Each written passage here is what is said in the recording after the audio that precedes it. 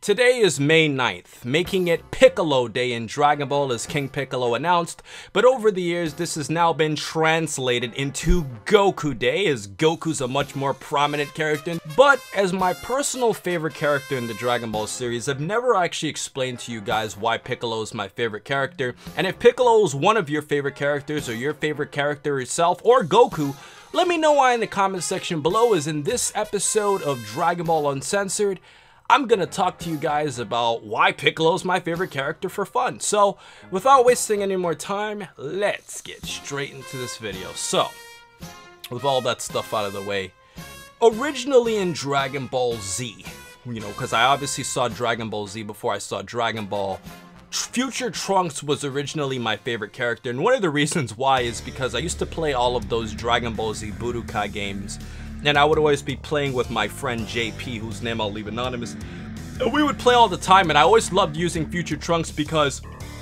unlike a lot of other characters in that game, he could just turn straight into Super Saiyan, with only 3 bars, which gives you a major advantage. So you can go straight up to your opponent, charge up as soon as the fight starts, have an advantage, and then, as the fight goes on, you power up even more, and you can, last into a Super Saiyan form longer. And I also like Trunks because, he had a sword, he was an awesome character, and I just kind of liked his whole appeal coming from the future. I've always been a fan of time travel, and Trunks was my favorite character. But as I continued to play a lot of the Dragon Ball games without actually knowing the full story, I was more appealed by Gohan when I saw what he did against Cell and the Cell Juniors, and just relating to Gohan on the level of me being very young at the time as well, and Gohan obviously being a very young character in the Dragon Ball series, there was that kid-to-kid connection between both of us.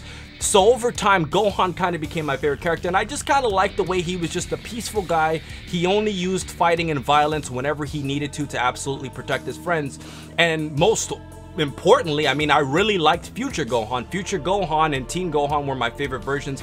Later on, Future Gohan became my favorite because I just kind of liked the fact that despite the fact that Gohan was always this guy who, who wasn't a fighter, he was a peaceful character, he was willing to change his lifestyle for the benefit of the planet, and although he died, he went out like a champ. And that's one of the reasons I love Future Gohan. But over time, and mostly over the last 5 or 6 years that I've been doing YouTube, I've been more drawn to Piccolo's character more than anything else, and I think the reason why is because as I've gotten older, Piccolo is more like my real-life personality than anybody else's, because I'm a very introverted person, and Piccolo's a very introverted character. He's not a person who's very vocal. Although obviously I talk all the time on YouTube, you might think I'm, social and I talk a lot, but in essence, I'm not very vocal. And, people like Geekdom or Mike from Crying Stock Media or Bean from Beanie Bop Nation, or Blackifist Hails the On, all these people who've met me in person will tell you I'm kind of a reserved guy. And that kind of made me kind of relate to Piccolo more, as he's like that, introverted character. And on top of that, the other interesting thing about Piccolo is I loved how much character development Piccolo had. To be literally created as a reincarnation of your father, and your sole purpose was to literally kill Goku and, wreak havoc over the world and carry out all of your father's wishes. Despite being a literal entity of your father, you chose to do the opposite on your own will. You trained this kid who's not really much younger than you. You trained him how to be a fighter. You gave your life for this kid, Gohan, 2 times. And on top of that, after, the whole 23rd Tenkaichi Budokai World Tournament, Piccolo has always been a very reliable character. Now, in terms of power, Piccolo obviously can't compete with, the likes of like Goku and Vegeta, and now it looks like Gohan, once again in Dragon Ball Super, and Future Trunks and Beerus. He's not on their tier when it comes to power, but I always appreciated the fact that despite not having all these transformations like the Saiyans, despite all of that, Piccolo always gave the best he could. He always had that cool, badass appeal with his cape. He always put others over himself later on throughout the series, as he was willing to fuse with a character who he didn't really have a lot of love for in Kami, but he thought it would be for the best of the Earth, and ironically, it really didn't help the Earth that much later on because he didn't kill, you know, Cell when he had the chance, and, you know, Cell came into the picture before, you know, the whole fight with him in 17 concluded, whichever way that would have gone. So fusing with Kami didn't really help the situation, especially considering that the Dragon Balls, you know, they needed to get a new Guardian anyways, so it didn't really help. But the fact that Piccolo was willing to do that shows that he's putting, you know, others over himself.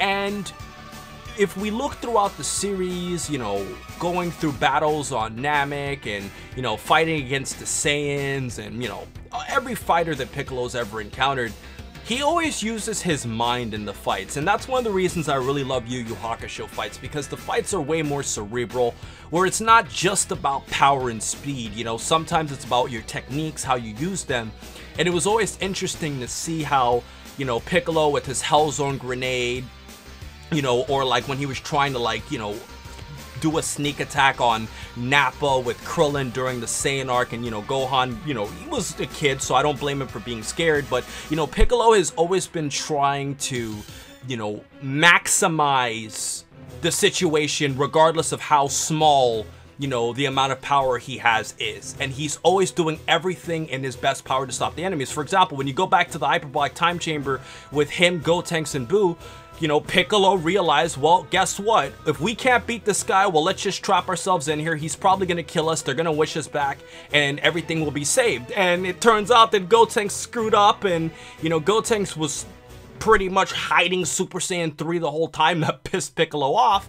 But it shows you how much Piccolo's willing to put his life on the line. And even if you go to GT, man, like, you know, Piccolo was willing to give his life up because he felt that the Dragon Balls were too much of a threat, and he wanted to die so that they would never be a threat to the Earth again. So I just admire that about him, that he just puts others above himself despite being a ruthless, you know, monster from, you know, his reincarnation.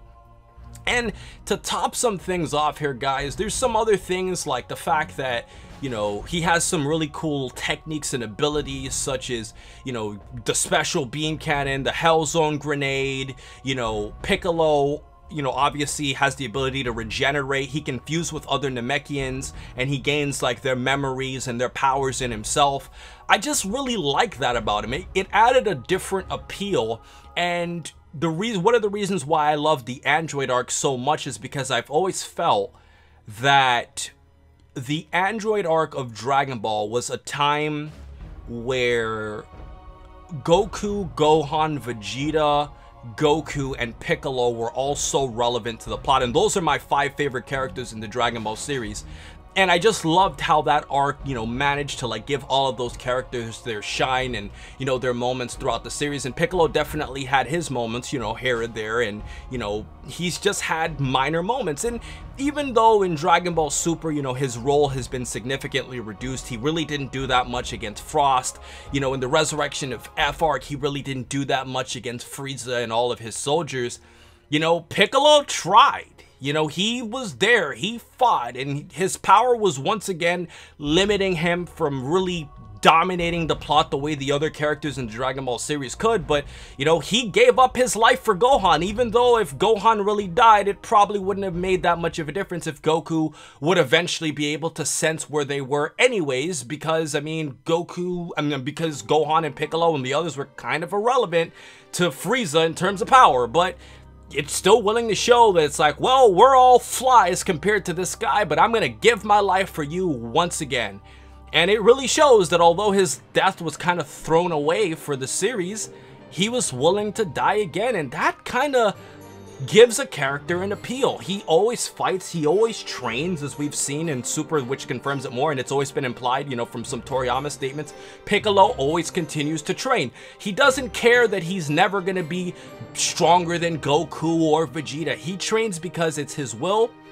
He trains because he wants to protect the Earth on his own accord, and quite honestly, Piccolo's just a cool, reserved character that always is helpful whenever he needs to be. He always puts, you know, others above himself, and most importantly, he's just a badass, guys. I mean, that cape, bro. And I've said this in my Legacy of Goku playthroughs, man, like Piccolo with that badass cape. I mean, sorry, man. Like, that, the way that cape just moves around, man, as Piccolo's always walking, it just gives him such an appeal. And I also thought that cape was really cool on Gohan, you know, throughout the whole Cell Games arc where you see Gohan, he adopted the whole cape thing too. I mean, I just think that that cape gives him like a superhero Martian Manhunter appeal, man. Like, that's just some real level of badassery. And as everybody always says, Piccolo's the black guy of Dragon Ball. And although I never really thought of that, it does kind of add an appeal, as he's this cool character in the Dragon Ball series. So, with everything else said, guys, I think I've spoken my mind.